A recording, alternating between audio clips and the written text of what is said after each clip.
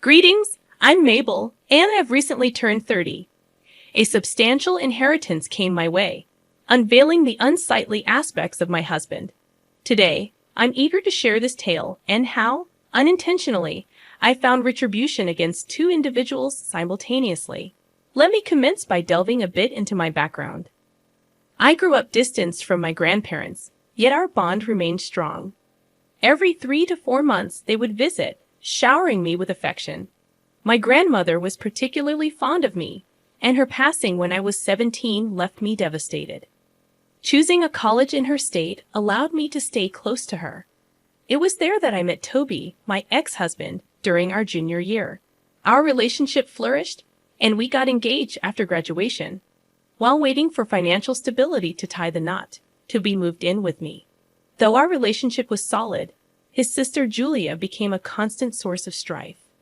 Despite living in another state, she maintained an unhealthy obsession with Toby, harboring resentment towards me. However, I tolerated her antics due to her bringing over her daughter, Viola, whom I adored. 3 years into our engagement, Toby and I decided it was time to marry. The celebration was joyous until, 4 years into marriage, two significant events unfolded. Firstly, my beloved grandmother passed away, leaving me heartbroken and inheriting a substantial fortune. Secondly, Julia and her family returned to town, causing Toby's attention to shift. He spent most of his time at Julia's, and when at home, Julia became a frequent visitor. The only solace was spending time with Viola. I was still grappling with the grief over my grandmother's passing, and Toby seemed increasingly distant. Attempts to discuss my feelings with him proved futile until one rare evening when he returned home alone after work. "Hey, sweetie, how was your day?" I inquired, seizing the opportunity. "It was pretty good. What about you?" Toby replied, his nonchalant demeanor evident. "I've noticed you've been visiting Julia quite often. What's going on?" I ventured. "We're really close, and I miss her. I just feel better around her," he explained. Sensing an opening for a deeper conversation, I probed further. "Do you want to know what we talked about?" I asked, hoping for a connection. "Yeah, sure. Tell me," he responded. I mentioned our plan to buy a house, and Julia was curious about how we could afford it. I shared about your inheritance, and she thinks it would be a great investment for us, Toby revealed. Interrupting him, I stated firmly, "I never agreed to that." "Listen, Julia thinks it's a wise move. We'd be well settled for the rest of our lives," Toby argued, seemingly more focused on the financial benefits. "I have other ideas for my money, things that could benefit both of us in the long run," I asserted. Tension escalated as Toby insisted. "I want to invest in a house. We should do it together." "I don't want to spend all my money on one thing. I get to decide how to use it," I defended my stance. Toby issued an ultimatum. "Either invest our money in something for both of us, or I'm leaving." Perplexed, I questioned, "Where would you go? Are you okay with leaving me over money?" "You're the one making it about money." "I thought you loved me and wanted a future together," he retorted. Realizing the disconnect, I held my ground. "I'm keeping my money, and I decide how to spend it. But if you're leaving over this, it's your choice." Toby distanced himself after our confrontation, spending even more time at Julia's. She stopped visiting, except to drop Viola off. Something felt off, and I knew I had to stand my ground. Every time Julia needed me to babysit Viola, I attempted to have a conversation with Toby about what was bothering him. Despite my multiple inquiries, he consistently brushed me off, claiming that nothing was wrong. Eventually, I gave up, deciding to wait until he was ready to open up. However, the situation took an unexpected turn when Julia dropped Viola off at my place one day for me to babysit. "Hey, Viola, how's my favorite niece doing?" I greeted her. "I'm your only niece, but I hope I'll always be your favorite," she replied. "Of course you will be. Anyway, what do you want to do today?" Viola excitedly suggested. "I was thinking we could go get our nails done and then get some ice cream." "Yay! Can I paint my nails pink?" she asked. "Of course you can. And can I get strawberry ice cream?" "Why can't you?" We'll get you everything you want. I only have one niece, and if I don't spoil her, would I really be her aunt? Viola sweetly declared, You know you're my favorite aunt. I really will miss you.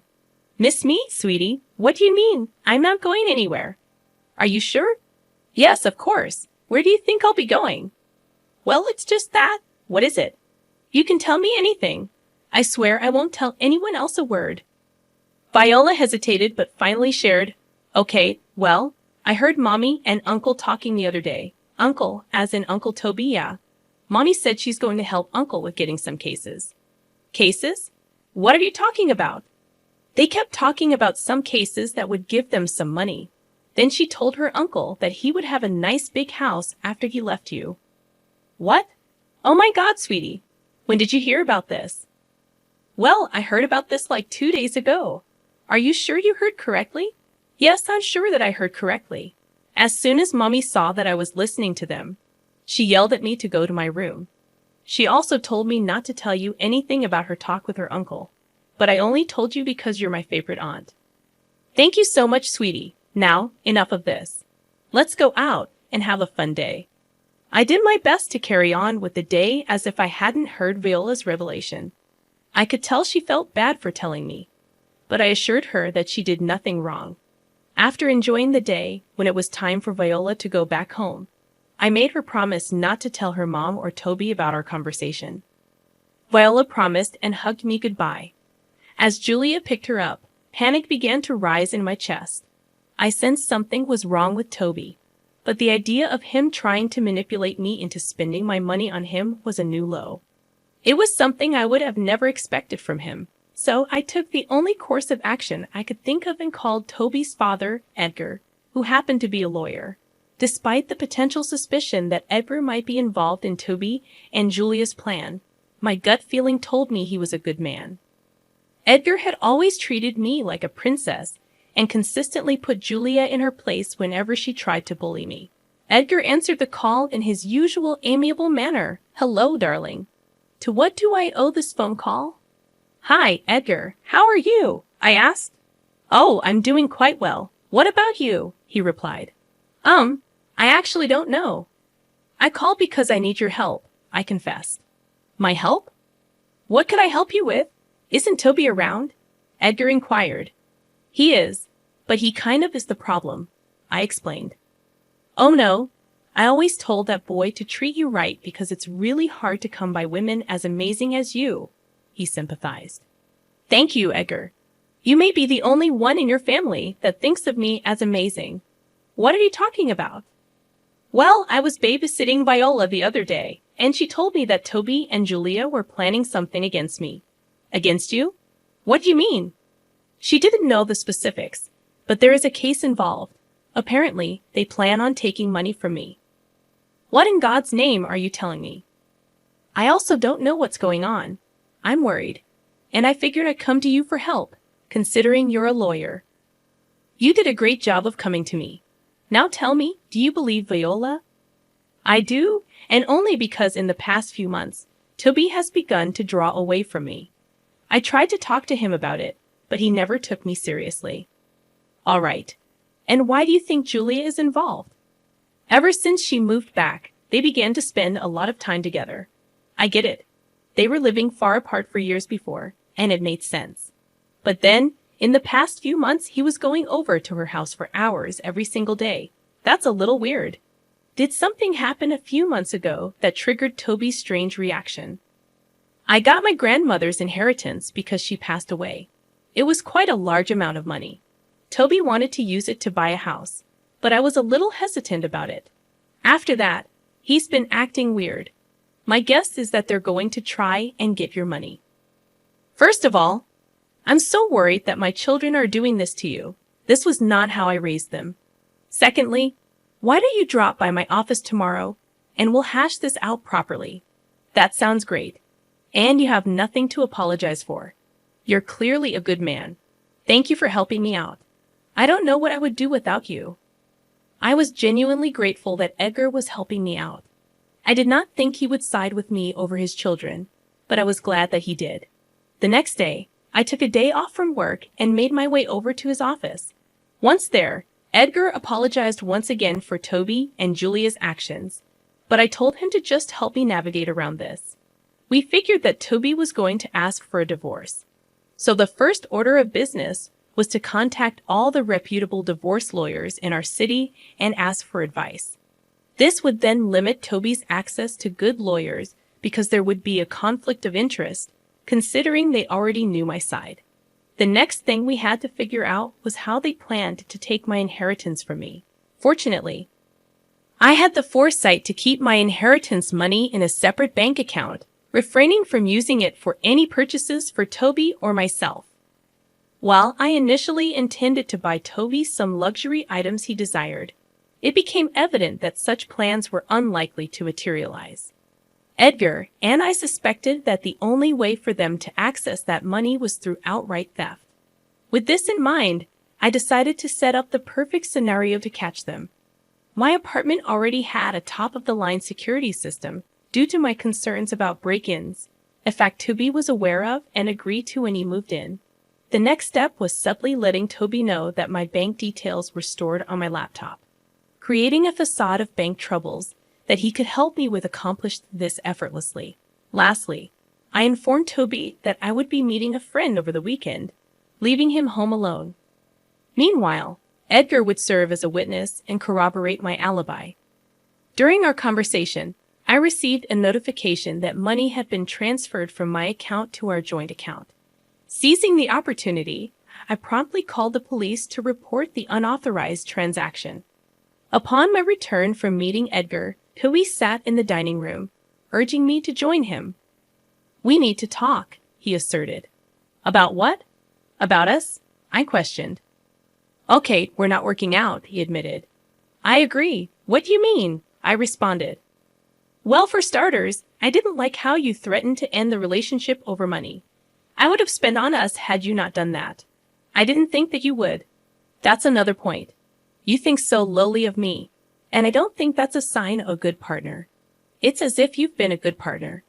You've been selfish since the start, and I only put up with it because I loved you."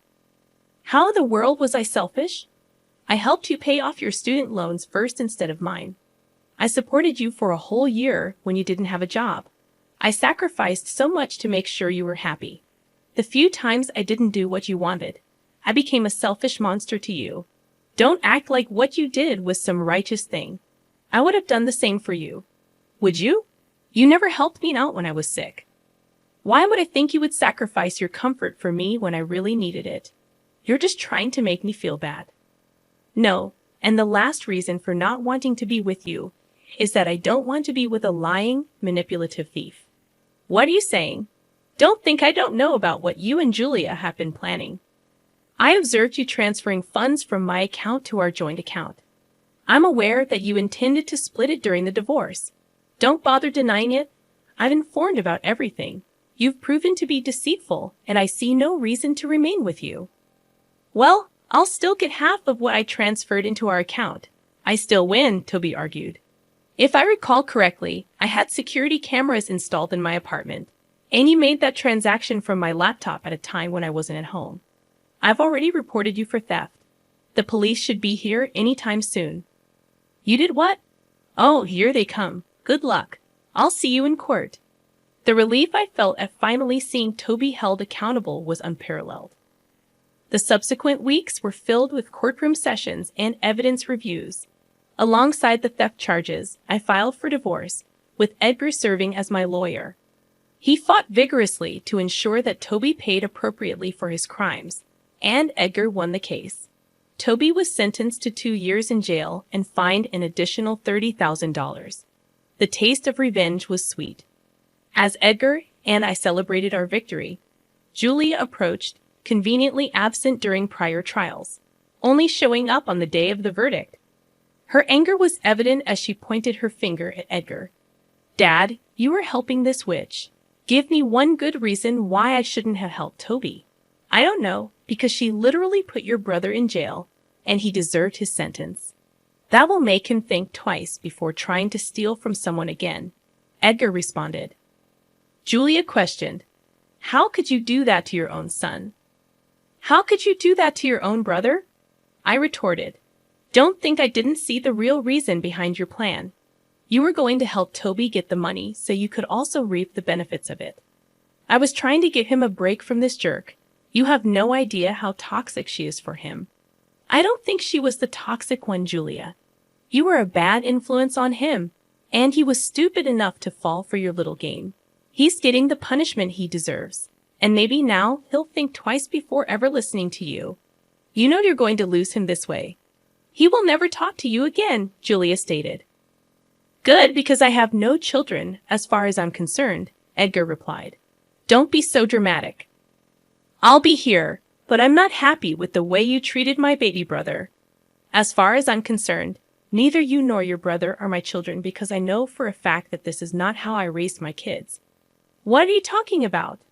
What I'm conveying is that I'm disowning both of you, and I want nothing to do with either of you. You can't do that. Actually, I can, and I'm going to do just that. This is all Mabel's fault. If she just thought of someone other than herself for a second, this would not have been happening. No, you should not have been so greedy. I was going to spoil Toby with all the things he wanted, but you had to interfere. You took away everything from him, and I hope you sit and think long and hard about what you did to your brother. Goodbye. I grabbed Edgar's hand, and we left. We couldn't help but let out a chuckle at what had happened. I was happy that Toby got what he deserved, and that I was going to be free of his manipulative ways. I was also happy to see Edgar take my side.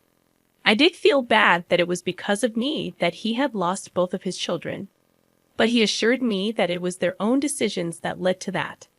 I took him out for coffee after, and we've maintained a good friendship ever since. Julia harassed me a bunch over text, and Edgar took it upon himself to tell Julia and her husband to leave me alone. Now this is where I unintentionally got revenge on Julia as well. You see, Julia's husband had no idea about Julia's involvement in what happened between Toby and me, so he called Edgar and asked him what happened and was shocked to learn about what Julia had done. Apparently, their marriage had been in the dumps for a while because of Julia's constant nagging that he never brought home enough money, while simultaneously refusing to work. He did not like that she would go to such lengths and asked for a divorce. Of course, he also asked for full custody of Viola and managed to get almost full custody. Julia got custody for every other weekend, not to mention she didn't get much through that divorce either, considering that he had her sign an ironclad prenuptial agreement before marriage. Julia only received a small amount of alimony for a set period, and she was kicked out of their house. Once again, she blamed it all on me, and if I'm being completely honest, I was a little happy to see the way she got what she deserved. She tried to meddle in someone else's life, and she paid the ultimate price for it. Not to mention, I got to see Viola still because she loved me, and Julia's ex-husband could not say no to Viola. He was very apologetic for what Julia did, but I reminded him that he had no idea, so he had nothing to apologize for. And before you ask, yes, I am spoiling Viola senseless. As for me, my life is only getting better. I got a promotion at work and also decided to hire an accountant to help manage all my finances. I had invested my money in a few places, and it's only a matter of time before I get my returns on those. Getting to where I am today took a lot of struggle, but let me tell you, the view from where I'm at is one that I'm loving. I have a better understanding of people, and I'm going to be a lot more cautious. Thank you for your time.